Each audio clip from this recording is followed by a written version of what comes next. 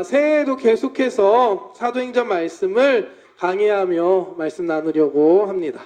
그동안 우리가 계속해서 사도 바울의 전도 여행을 따라가면서 말씀을 나눠왔습니다. 1차, 2차, 3차 사도 바울이 3번의 전도 여행을 가는데요. 이제 2차 전도 여행이 끝나고 드디어 이제 3차 전도 여행이 시작이 되는 시점에 있습니다. 오늘 함께 읽은 본문 말씀이 바로 이 2차 전도 여행의 마지막 마무리, 그리고 3차 전도 여행의 시작이 되는 그런 부분입니다. 한 번 더 말씀 같이 합독하기 원합니다. 18절부터 한 번 더 볼까요? 바울은 더 여러 날 머물다가 형제들과 작별하고 배 타고 수리아로 떠나갈새 브리스길라와 아굴라도 함께 하더라. 바울이 일찍이 서원이 있었으므로 갱그레아에서 머리를 깎았더라. 에베소에 와서 그들을 거기 머물게 하고 자기는 회당에 들어가서 유대인들과 변론하니 여러 사람이 더 오래 있기를 청하되 허락하지 아니하고 작발하여 이르되 만일 하나님의 뜻이면 너희에게 돌아오리라 하고 배를 타고 에베소를 떠나 가이사랴에 상륙하여 올라가 교회에 안부를 물은 후에 안디옥으로 내려가서 얼마 있다가 떠나 갈라디아와 부르스기아 땅을 차례로 다니며 모든 제자를 굳건하게 하니라. 아멘. 18절부터 22절까지가 2차 전도여행이고요. 23절 말씀이 이제 3차 전도여행이 시작되는 부분입니다. 사도 바울은 2차 전도여행 중에 마게도냐, 유럽 대륙으로 넘어갑니다. 지도 한번 보여주실래요? 지도 같이 보시면서 환상을 통해 하나님께서 인도하십니다. 그래서 원래 계획했던 것이 아니라 새로운 곳, 마게도니아, 새로운 대륙으로 넘어갑니다. 처음 갔던 곳이 빌립보라는 곳이었고요. 그 다음에 갔던 곳이 데살로니가, 베레아, 그리고 아덴을 거쳐 마지막 고린도까지 가서 복음을 전했습니다. 고린도에서의 사도 바울의 고백 기억하시나요? 떨리고 두려웠다. 내가 약했다. 조금 지치고 연약한 모습이 보였지만 하지만 그 가운데 하나님께서 환상을 통해 말씀을 주십니다. 그리고 말씀을 받고 다시 힘을 내서 이 고린도에서 1년 반, 꽤 긴 시간 사도 바울이 사역을 계속하게 됩니다.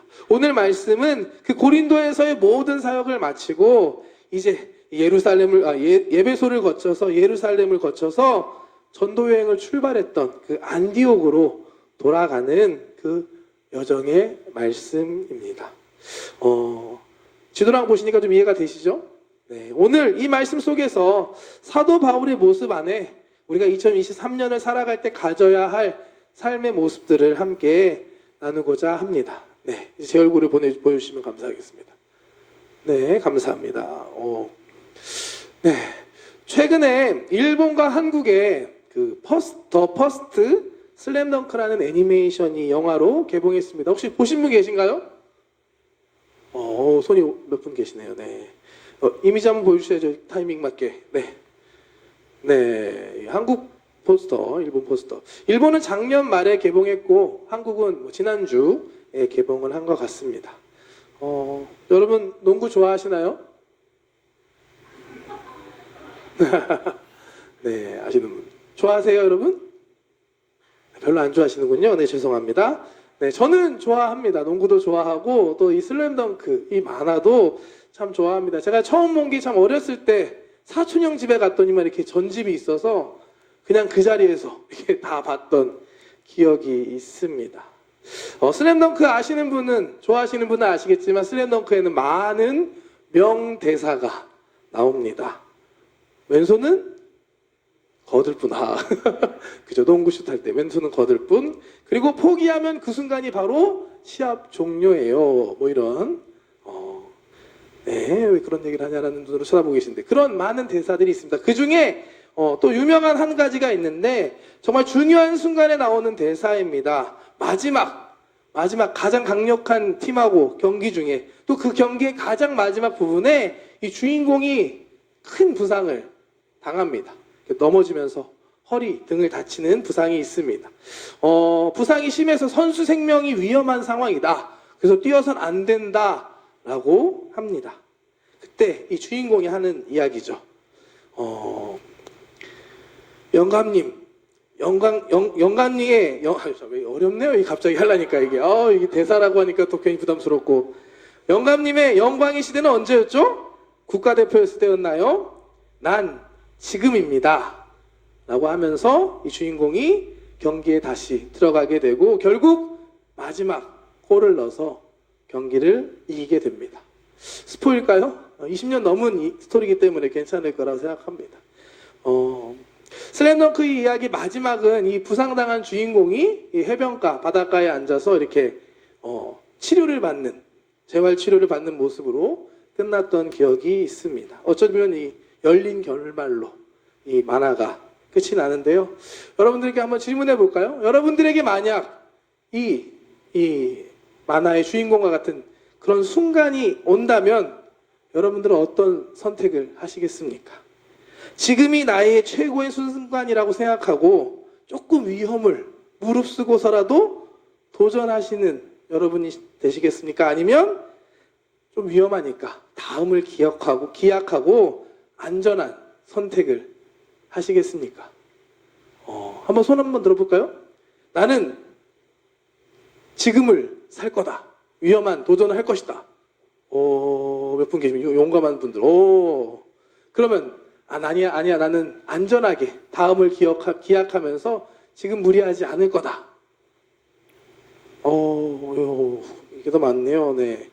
근데 정답은 없습니다. 여러분들 다 다른 생각을 갖고 있고 또 상황에 따라 또 다를 거라고 생각되는데 저는 가능하다면 제 입장에서는 여러분들이 지금에 충실할 수 있는 그런 청년들이 되시기를 바랍니다. 왜냐하면 제가 여러분들보다 조금 더 살았잖아요. 저는 어떻게 보면 이제 청년의 마지막 끝자마리를 붙잡고 있다 생각하거든요. 아직 청년이라고 믿습니다. 그런데 이제 와서 느끼는 거는 여러분들의 지금 그 시기가 너무 소중해요. 절대 돌아올 수 없는 그 20살, 20대, 30대까지 똑같습니다. 30대, 40대도 똑같을 것 같아요. 40대 초반. 이 시기가 참 귀한데 나중을 위해서 지금을 좀 포기한다? 그럴 수도 있겠지만 더 나중에 되면 후회하지 않을까 라는 생각이 됩니다. 지금 내가 살아가는 오늘 그 순간에 최선을 다하는 것, 내가 할 수 있는 최선을 다하는 것이 어찌 보면 인생을 후회 없이 가장 잘 살 수 있는 방법이지 않을까 생각을 해봅니다. 오늘을 살 수 있는, 오늘의 최선을 다할 수 있는 저와 여러분들 되시기를 축복합니다. 우리는 흔히 보면은 과거에 매여 사는 사람들을 볼 때가 있습니다. 예전의 상처, 예전에 실패했던 것들에 묶여서 그것들을 극복하지 못하고 살아가는 사람들이 많이 있습니다.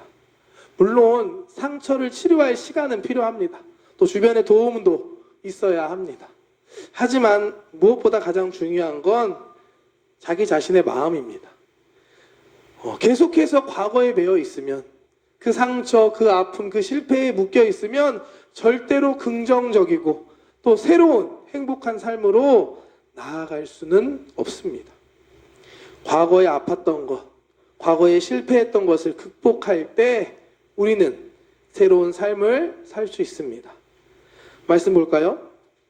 고린도후서 5장 말씀입니다. 그런즉 누구든지 그리스도 안에 있으면 새로운 피조물이라. 이전 것은 지나갔으니 보라 새 것이 되었도다. 우리에게 주신 말씀입니다. 아멘이신가요? 아멘이신가요? 그리스도 안에 있으면 새로운 피조물이다. 이전 것은 지나갔다. 너희는 다 보라 새 것이 되었다. 옆에 한번 볼까요? 보라, 보세요. 새 것이 되었습니다. 옆에 있는 사람이 이야기해 줍니다. 당신은 새 것이 되었습니다. 아멘. 왜냐? 예수님을 통해서 우리는 새롭게 됐음을 믿습니다. 성경에 보면 이 과거를 극복하고 끝내 꿈을 이뤄낸 인물들이 나오는데요. 그 중에 대표적인 사람이 바로 창세기에 나오는 요셉이라는 사람입니다. 요셉은 꿈의 사람이죠. 하지만 사실 누구보다 아픔과 상처를 갖고 있던 사람이었습니다. 요셉이 아버지에게는 아내가 몇 명 있었을까요? 아내가 4명 있었습니다. 그리고 그 4명의 아내, 4명의 어머니로부터 다 배다른 형제가 12명 있었는데 요셉은 그 중에 11번째로 태어난 사람이었습니다. 태어나고 봤더니 엄마가 4명이, 그리고 배달은 다 다른 형들이 10명이나 있는 그런 집안에 태어난 사람이 요셉이었습니다. 어땠을까요? 행복했을까요, 여러분? 갈등이 상당했을 겁니다. 결국 형제들에게 미움을 받고 종으로 외국으로 팔려가게 됩니다. 보통 이 정도 되는 아픔을 겪게 되면 보통 사람들은 절망하고 무너져 버립니다. 내 인생은 끝났어. 포기해야겠구나. 이번 생은 다음에. 네. 하지만 요셉은 그러지 않았죠. 요셉은 종으로 팔려간 곳에서 낙심하지 않았습니다. 성경에 보면 포디발 장군의 아내에 의해 누명을 쓰고 옥에 갇히게 되지만, 성경에 보면 요셉이 원망하고 불평했다, 낙심했다, 좌절했다 라고 기록되어진 이야기는 없습니다. 옥에서 도움을 준 바로의 신하가 자신과의 약속을 잊어버리고 잊혀졌을 그때에도 끝까지 낙심하지 않았습니다. 그러자 끝내 하나님의 때가 되었을 때 하나님의 놀라운 사명을 이루는 꿈의 사람 요셉이 되게 됩니다. 말씀 볼까요? 45장, 창세기 45장 말씀입니다. 그런즉 나를 이리로 보낸 이는 당신들이 아니요 하나님이시라. 하나님이 나를 바로에게 아버지로 삼으시고 그 온 집의 주로 삼으시며 애굽 온 땅의 통치자로 삼으셨나이다. 이 말은 요셉이 나중에 애굽의 총리가 된 다음에, 꿈을 이룬 다음에 자기를 팔았던 형제들에게 했던 이야기입니다. 나를 이리로 보낸 것은 당신들이 아닙니다. 나를 이리로 보낸 것은 하나님이십니다. 하나님이 나를 이곳에 보냈고 하나님이 나를 애굽의 총리로 만드셨습니다 라고 고백하고 있습니다. 이 고백 안에 우리는 요셉이 어려운 상황, 그 상처와 아픔들을 이겨낼 수 있었던 비밀을 알 수 있습니다. 그것은 요셉이 하나님을 믿고 있었고 자신을 이끄시는 분이 하나님이라는 사실을 정확히 알고 있었기 때문입니다. 요셉은 이 사실을 알고 있었기 때문에 과거의 아픔, 상처, 실패는 문제가 되지 않았습니다. 지금 이 순간 함께 하시고 인도하시는 하나님과 함께 했기 때문에 요셉은 어느 곳에서나 형통한 삶을 살 수 있었습니다. 요셉 이야기를 잘 살펴보면 요셉이 어느 곳에 있든지 하나님께서 함께 하셨다라는 것을 우리는 알 수 있습니다. 하나님께서 요셉을 형통하게 하셨다라고 말씀합니다. 바로의 집에서도 그랬습니다. 바로가 아니라 누구죠? 보디발 장군의 집에서도 그랬습니다. 보디발 장군의 집에서 인정받을 수 있었던 이유, 요셉이 성실하고 착하고 일을 잘했기 때문일까요? 아니죠. 하나님께서 요셉과 함께 하셨기 때문에 요셉이 하는 일들이 다 잘되게 하시고 형통하게 하시고 그걸 통해 요셉이 인정받게 해주셨습니다. 감옥에서도 마찬가지였고 바로 앞에 섰을 때도 요셉이 바로의 꿈을 해석할 수 있었던 이유는 하나님께서 요셉에게 지혜와 능력을 주셨기 때문입니다. 하나님께서 요셉과 언제나 함께 하셨던 겁니다. 과거가 아니라, 미래가 아니라 지금 현재 나와 함께 하시는 그 하나님을 알고 그 하나님과 동행했었기 때문에 요셉은 힘들고 어려운 상황도, 지나온 아픔과 좌절의 시간들도 이겨낼 수 있었습니다. 오늘 본문 말씀 사도 바울을 통해서 우리는 그와 같은 모습을 또 발견할 수가 있습니다. 19절부터 말씀 한 번 더 보겠습니다. 에베소에 와서 그들을 거기 머물게 하고 자기는 회당에 들어가서 유대인들과 변론하니 여러 사람이 더 오래 있기를 청하되 허락하지 아니하고 작별하여 이르되 만일 하나님의 뜻이면 너희에게 돌아오리라 하고 배를 타고 에베소를 떠나. 오늘 말씀이 어떻게 보면 포인트입니다. 2차 전도여행 마치고 돌아가는 길에 바울이 에베소라는 곳을 들릅니다. 에베소는 2차 전도여행 중에 원래 바울이 방문하고자 했던 곳이었습니다. 하지만 하나님께서 막으셨고 돌아가는 길에 이 에베소를 방문하게 됩니다. 그곳에서도 회당에 가서 사람들에게 복음을 전하는데 바울이 전하는 복음을 들은 사람들이 바울에게 조금만 더 남아서 우리와 함께 해주세요 라고 청합니다. 하지만 바울이 이야기하죠. 이를 허락하지 않아요. 왜 그랬을까요? 바울이 피곤해서 이제 그만 쉬려고, 그러려면 에베소에 가지도 않았고 회당에서 복음을 전하지도 않았겠죠. 바울의 말을 통해 우리가 알 수 있는 것은 바울이 이렇게 고백합니다. 그 사람들에게 만일 하나님의 뜻이라면 너희에게 돌아오겠습니다 라고 이야기합니다. 이 말을 통해 우리가 두 가지 알 수 있는데요. 바울이 에베소에 남아있는 것이 하나님의 뜻이 아니었다. 그리고 두 번째는 바울은 그 하나님의 뜻을 알고 있었고 하나님의 뜻에 순종하는 삶을 살았다라는 것을 우리는 알 수 있습니다. 바울의 전도 여행은, 바울의 일생은 하나님의 뜻을 온전히 따르는 삶이었습니다. 바울은 오늘 바울의 그 에베소에 있는 그 순간, 그곳에 있는 바울에게 있는 하나님의 뜻을 알고 있었고 그랬기 때문에 하나님의 뜻에 순종하여서 그 사람들의 청을 거절했던 것이었습니다. 이것은 바울의 인생 가운데 계속 있었던 모습이었습니다. 전도 여행을 시작했던 것도 하나님의 뜻이었고 전도 여행의 방향을 이끌어가는 것도 하나님의 뜻이었고 모든 것이 하나님의 뜻을 따르는 삶이었습니다. 지난주에 우리가 로마서 12장 말씀 함께 나누면서 2023년 우리가 하나님의 선하고 기뻐하시고 온전하신 뜻을 알고 그 뜻을 따라 살아가자라는 말씀을 나눴는데요.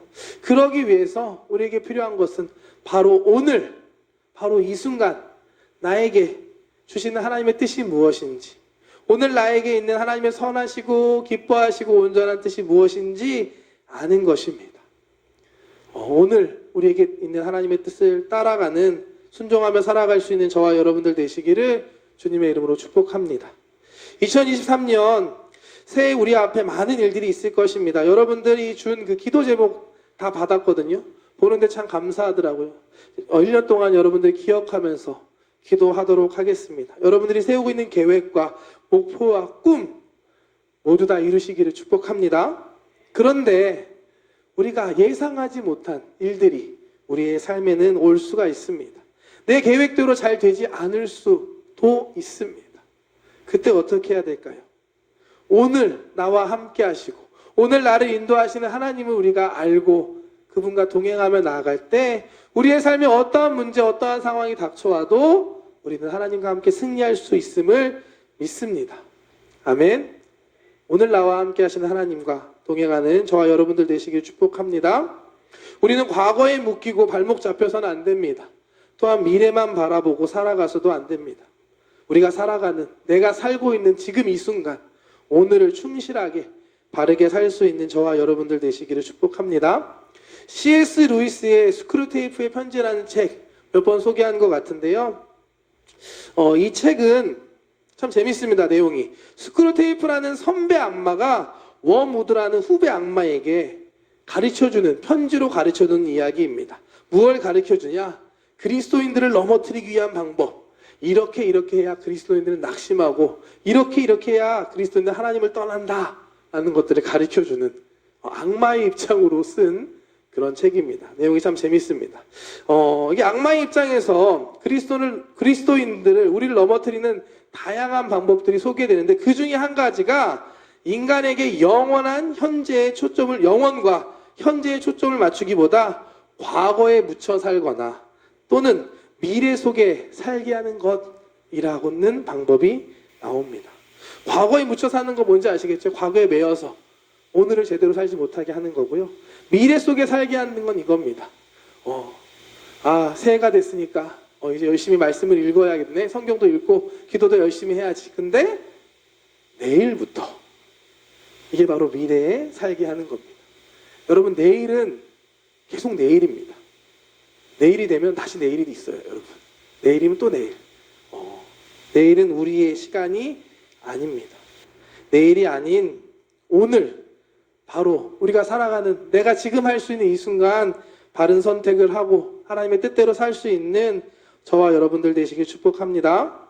하나님께서는 과거에 계신 분도 아니고 미래에 우리가 만날 분도 아닙니다. 지금 이 순간, 이 예배하는 이 순간 우리와 함께 하시는 분이 바로 이 하나님이십니다. 옛날에 만났던 하나님, 옛날에 경험했던 은혜, 그것 기억하고 붙잡고 사는 인생 되지 않고 오늘 지금 이 순간 나와 함께 하시고 나에게 주시는 그 은혜 안에 살아갈 수 있는 저와 여러분들 되시길 축복합니다. 그렇게 하루하루 살아갈 때 우리의 내일이 더 멋지게 이루어지고 만들어질 줄 믿습니다. 아멘. 이 자리가, 이 예배가 그런 예배가 되기를 소망합니다. 하나님 앞에 나아가 하나님을 찬양하고 예배하면서 오늘 나에게 하나님께서 갖고 계신 그 선하시고 기뻐하시고 온전하신 뜻이 무엇인지 깨닫는 우리 청년부 이 예배의 자리가 되기를 소망합니다. 지난주에 많은 일들이 있었는데요. 또 토요일에 특별한 기도회가 하나 있었습니다. 올해 우리 교회에서 새롭게 시작하는 사역이 있습니다. 아직 시작은 아니고 준비하는 건데 아이들을 위한 식당 그리고 노숙자들을 홈리스들을 위한 야외 식당을 준비하고 있습니다. 그분들을 섬기는 사역입니다. 올해가 들어서 갑자기 담임 목사님이 이 말씀을 꺼내셔서 사실 저도 예전부터 그런 이야기는 하셨었는데 조금 갑작스러운 느낌이 있었습니다. 그래도 감사한 거는 바로 시작하는 게 아니라 기도를 먼저 해야 된다. 그래서 이제 매월 첫째 주, 셋째 주 토요일 날 11시에 이 자리에서 기도회를 하겠다라고 말씀하시고 어제가 그 첫 번째 기도회의 시간이었습니다. 이런 우리가 목표를 가지고 가는데 아직 방법이나 계획은 모르니까 기도하면서 하나님의 뜻을 구하자라고 말씀하셔서 어제 상당히 많은 성도님들과 또 청년들, 우리 리더들 함께 모여서 기도하는 그런 시간을 가졌습니다. 기도회 중에 제가 깨닫게 된 것들 여러분과 나누고 함께 기도하기 원합니다. 기도회 중에 하나님께서 저에게 깨닫게 하신 게 뭐였냐면 제 어렸을 때 모습을 기억하게 하시더라고요. 그 어린이 식당이라는 게 뭐냐면 지금 일본의 7분의 1인가 되는 아이들이 밥을 제대로 먹지 못하고 있다고 합니다. 편부모 가족 아니면 부모님들이 다 일하고 계시니까 학교나 이런 데서 급식이 없으면 밥을 제대로 먹지 못한다라고 합니다. 그래서 그런 아이들에게 휴일이나 이럴 때 교회에 와서 밥도 주고 또 악기나 이런 것들도 가르쳐주고 같이 이렇게 놀아주고 공부도 가르쳐주는 그런 사역을 지금 준비하는 겁니다. 그런데 깨닫게 하시는 게 내가 중학교, 고등학교 때 그랬겠구나라는 걸 생각나게 하시더라고요. 저도 중학교 2학년 때부터 어머니랑 둘이 살았거든요. 저희 어머니도 전도사님으로 사역을 하셨습니다. 그래서 꽤 바쁘셨습니다. 그래서 혼자 있었던 시간이 꽤 많았던 것 같은데 제가 생각하는 중학교, 고등학교 때 그렇게 우울하거나 외롭지 않았거든요. 왜 그랬지? 라는 생각을 했는데 교회가 있었더라고요. 월요일부터 금요일까지 학교 가고 학원 가고 바쁘니까. 근데 토요일 날은 저는 무조건 교회 가는 날이었습니다. 교회 가면 친구들도 만나고 교회 가면 선배들이랑 같이 기도회도 하고 또 예배도 준비하고 또 제가 악기를 배웠기 때문에 악기 찬양팀을 했기 때문에 악기도 배우고 같이 찬양도 하면서 매주 토요일마다 교회에서 지냈던 것들을 기억나게 해주셨습니다. 그러면서 느끼게 된 것이 이 사역이 내가 받았던 은혜를 돌려주는 사역이구나. 내가 해야 하는 것이고 잘할 수 있는 일이구나라는 걸 깨닫게 해주셨습니다. 그러면서 동시에 이 사역을 시작하게 하시는 것이 하나님의 뜻이 있구나. 내가 함께하게 하신 뜻이 있겠구나라는 것을 깨닫게 되었습니다. 그래서 더 기대되는 마음이고 이곳에 있는 우리 청년들도 함께 했으면 좋겠다라는 마음입니다. 제가 이 이야기를 하는 이유는 우리가 기도할 때 하나님께서 여러분들과 함께 해주시고 하나님의 뜻을 깨닫게 해주실 줄 믿습니다. 오늘 여러분들 이 자리에 어떠한 상황과 어떠한 형편 가운데 왔는지 저는 모르지만 하나님은 알고 계십니다. 시간 함께 기도할 때 하나님 예배하는 이 순간 나와 함께하여 주시옵소서. 하나님의 뜻을 구합니다. 하나님의 도우심을 구합니다. 살아계신 하나님 지금 이 시간 나와 함께하여 주시옵소서. 이렇게 기도할 때 하나님께서 오늘 예배 가운데 여러분들에게 말씀을 주시고 하나님의 뜻을 깨닫게 하시고 하나님의 마음을 회복시켜 주실 줄 믿습니다. 아멘. 기도하겠습니다. 사랑의 하나님 감사합니다. 하나님 이곳에 많은 청년들이 함께 모여 있습니다. 주님 이 자리가 하나님을 만나는 자리 되게 하여 주시옵소서. 오늘 이곳에 우리와 함께 하시는 그 하나님, 나를 향한 하나님의 뜻, 나를 향한 하나님의 그 사랑과 그 마음들을 깨닫고 회복하는 자리, 하나님을 만나는 귀한 자리 되게 하여 주시옵소서. 우리의 길을 이끄시고 인도하시는 하나님을 믿습니다. 하나님의 뜻을 이루실 하나님을 기대합니다. 감사드리며 예수님의 이름으로 기도드렸습니다.